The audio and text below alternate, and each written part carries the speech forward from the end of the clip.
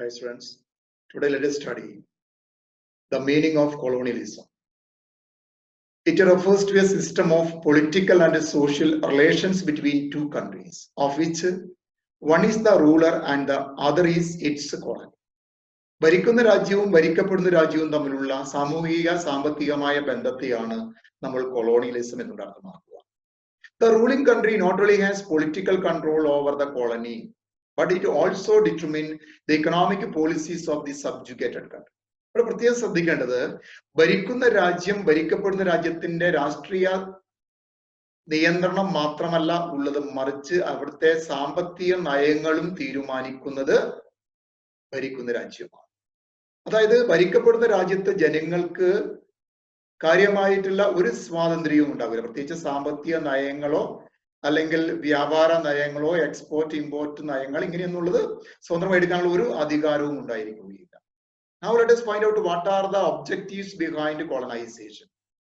നമുക്ക് അതിന്റെ പിന്നിലുള്ള പ്രധാനപ്പെട്ട ലക്ഷ്യങ്ങളെ മൂന്നായിട്ട് തിരിക്കാം. ഒന്ന് ഇക്കണോമിക് ആണ്, രണ്ട് റിലീജിയസ് ആണ്, മൂന്ന് കൾച്ചറൽ ആണ്. എന്താണ് economic motifs? The colonizing country could control important markets for its products.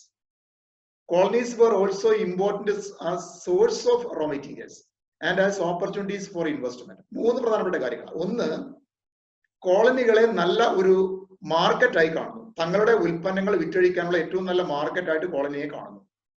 രണ്ടാമത്തെ ഘടകം, തങ്ങളുടെ ഫാക്ടറികൾക്ക് ആവശ്യമായ റോ മെറ്റീരിയൽസ് ലഭ്യമാകാനുള്ള ഒരു ഉറവിടമാണ് കോളനികൾ എന്ന് പറയുന്നത്. മൂന്നാമത്തത്, ഏറ്റവും ലാഭകരമായിട്ട് തങ്ങളുടെ നിക്ഷേപം നടത്താനുള്ള ഒരു മേഖലയായിട്ട് കോളനികളെ കാണുന്നു. ഇതാണ് സാമ്പത്തിക ലക്ഷ്യം എന്ന് പറയുക. ഇനി എന്താണ് religious and cultural motifs? European countries also wanted to spread their religious beliefs and cultures that they believed are superior to natives.